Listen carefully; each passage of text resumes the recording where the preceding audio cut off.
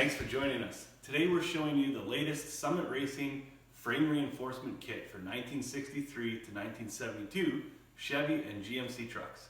This kit is designed to increase the strength and rigidity of your factory C-channel chassis while incorporating all kinds of features like adjustable trailing arm mounts and adjustable transmission crossmember. Also included are V8 motor mounts and all the hardware required to make this kit 100% bolt-in and incredibly easy for you to install at home. This fixture welded assembly not only drastically strengthens your stock short wheelbase C10 frame, but it's packed full of additional features. We've incorporated multiple trailing arm mounting positions to allow for suspension adjustment, as well as the ability to mount the entire assembly forward to center your rear wheels when lowering from stock ride height. The included high-strength V8 motor mounts allow you to mount small block, big block, and LS motors while still clearing the factory firewall, and the adjustable transmission crossmember is going to allow you to mount anything from a Turbo 400 to a 4L85, including Tremec manual transmissions, and still clear the stock floor. The included stainless steel exhaust hangers are going to allow you to route up to a 3-inch exhaust through the assembly with the provided mounting locations and be tucked up above the bottom of the chassis. Let's take a look at how easy this is to install at home with basic hand tools and no welding. We're set up to show you how to install this kit with the cab and box removed, but you can install this kit with the cab and box still on. Just go ahead and make sure that your frame is properly supported on jack stands and support your diff while removing the rear trailing arms from the rear crossmember. Once you've unbolted and lowered the trailing arms out of the way, we need to remove the factory trailing arm crossmember. To do so, we're going to simply grind the heads of the rivets and knock them out. There's 10 rivets that hold this crossmember in place. In addition to that, in order to swivel this out of the way, there's a plate that reinforces the bottom of the frame. Now we're going to remove the rear rivet that holds that plate on, but leave the plate in place. These holes are going to become your C-channel mounting positions, so we will reuse these holes. Now we can go ahead and knock this out of the way and proceed with installation. While we're still removing rivets from the rear crossmember, we also need to address a couple rivets in the front cab mount. The 2 top rivets per side need to be removed to allow installation of our front C-channels. Now, if you are doing this with the cab still on, you can come from underneath and grind the bottom side of the rivet and punch it out the top. It's just a little easier to do it from the top side down as we have it set up here. Also, don't forget to get your factory transmission crossmember on.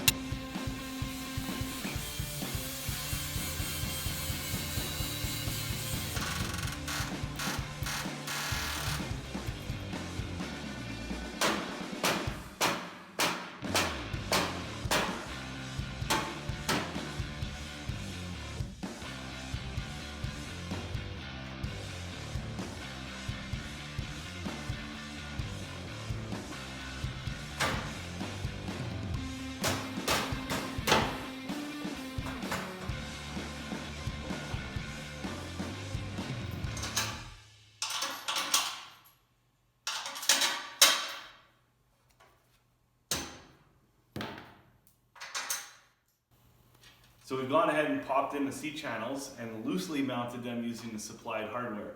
2 things I'll point out. 1, the front and rears will only install in one proper direction. The bolt holes don't cross over side to side, so you can't mix that up. And 2, we want to leave the bolts loose until we put the whole bracing assembly in, because that's going to allow us to center the entire assembly with the slots in the C-channels.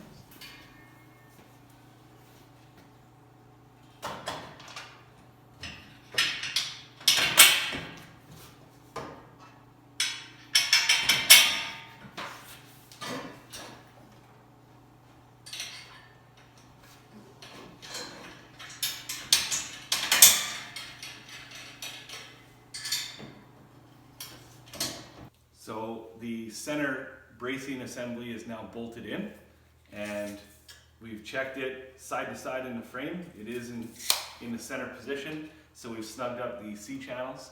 Everything is secure on the bolt-in bracing assembly. We've gone and hung our trailing arms in place. We'll continue with the rear suspension install after. And for those of you running a two-piece drive shaft, we do have mounting provisions for the factory drive shaft hanger. And we can go ahead and put the transmission cross member in. You're gonna run it in the forward position for the shorter transmissions like Turbo 400 and 700 R4, or you can reverse it and mount it pointing rearward and utilize these holes for longer transmissions like a 4L80 series. So that'll just bolt sitting on top on the slots so that you can adjust that when the time comes. So we're going to move ahead and put our motor mounts in and wrap up this installation.